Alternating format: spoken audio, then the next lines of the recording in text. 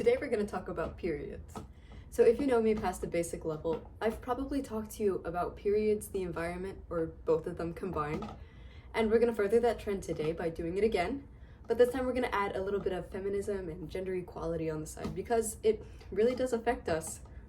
How long could anyone possibly speak about it for? So I'm going to start today by showing you my interviews, and then I'm going to go and elaborate, give my own input on it, and we'll see what happens. So I remember sex ed in elementary school, they separated the girls and the boys. So I learned in 5th grade, women have periods. That is about all I learned. And that it is blood that comes out of your vagina once a month. That's about all I learned.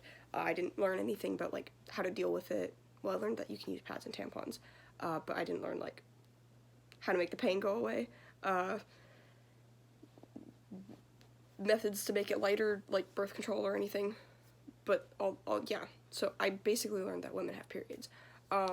So as Hannah was saying, they separated the boys and the girls when we had our puberty talks. So the boys never learned about periods, and what this kind of did for me was it made me feel like periods were something that couldn't be talked about around men, which, relating back to our gender equality kind of thing, it's basically saying that the women need to adhere to men's standards by not talking about the things that make them women, in this case having a period, and which that sucks. And it's really weird because I remember, especially during my talk, we had a video in the library, and there was a boy that came into the library on accident because he didn't realize that we were doing the talk at the time, and all the teachers were shooing him out like, you can't be here, and it made me think like, oh my gosh, this is something secret. I can't talk to anyone about this, and it's something that like has to be done in secret, like at a little cult meeting.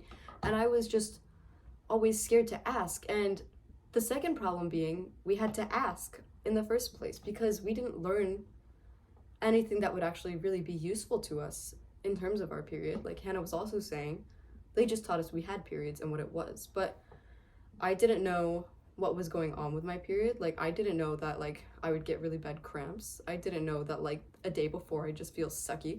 They never told us any of that, and I never thought that that was normal. I didn't realize because no one told me. I didn't get that education, and then I couldn't ask because I thought it was a big secret and I couldn't talk about it. Anyway, next up is gonna be my mom, and she's gonna say a lot of what we already talked about and add a couple other things. So, yay! Do you wanna introduce yourself? Hello, I'm Artie Lynn and Chloe's mum.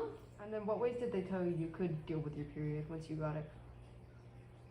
I don't think anybody really talked about it. I think my mom just showed me a pad and said, here you go. And then nobody ever talked about it, really. Mm-hmm. You look very disappointed. No, You look angry. No, I didn't expect anyone to talk about it. It was just one of those things. It was going to happen. It's a, part of life, and you just deal with it the best that you can. So back then in England, when they did it, would they separate the boys and the girls when they talked about Yes. periods? Yeah, we had separate classes for boys and girls. Yeah. So a lot of what she said was very similar to what Hannah said and my own personal experiences. And I just wanted to emphasize again that women aren't really given an option in terms of what they can use to deal with their periods. Like, not even the school will teach them sometimes, as my mom was saying. They're told pads or tampons, and to want to use anything else is to have to look for your own personal information and want to do it yourself because you don't even know those options are out there. So again, you're in the dark, and then you're scared to ask for the information even though you are in the dark and you want to know more. So you may be wondering, Chloe, what the heck does this all have to do with the environment? And the answer is really everything. So according to Google, people who menstruate use about 300 or up to 330 pounds of menstrual products in their lifetime, 300 of which are non-biodegradable plastics, which sucks if everybody is all using them, right? And greener alternatives such as menstrual discs, menstrual cups, and period panties are all relatively new. So they're not something that your mom can tell you about because your mom might not know about them. So it's not like pads or tampons where your mom just gives you one as like, here, do it, because they don't know. So you need to look for the answers. You need to look for greener options.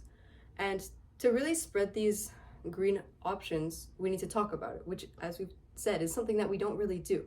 So in the end, was this an ad for menstrual cups? Yes, it was. So I just kind of wanted to wrap this up by saying, if you are interested in looking for greener period alternatives, The website Put a Cup in It is really good. It gives you answers to literally any question you could have. And yeah, I guess I'm gonna end this by showing Hannah's little rant about menstrual cups because I feel like she sums up basically all the pluses of it. So enjoy. But then Chloe introduced me to menstrual cups, and let me tell you, those are game changers. This video is now just propaganda for menstrual cups. Those things are game changers. They're eco-friendly because you don't throw anything away. They last you like 7 years. They can last a long time if you take care of them properly, so you don't have to spend money on they're kind of expensive. They're like $30 or so, but like in the long run you're gonna be spending less money than you would if you just keep buying pads and tampons. And they have a learning curve with them, but once you get used to them, they're really easy to use and they're really comfortable because like you don't feel anything. But yeah, that's my 2 cents on this. One more thing. I had COVID and I missed all my exams, which is fun. But Dr. Amador suggested that I put something about having COVID into this, which I couldn't. So instead, I'll just show you guys a little picture that I don't remember taking when I was really sick. So enjoy.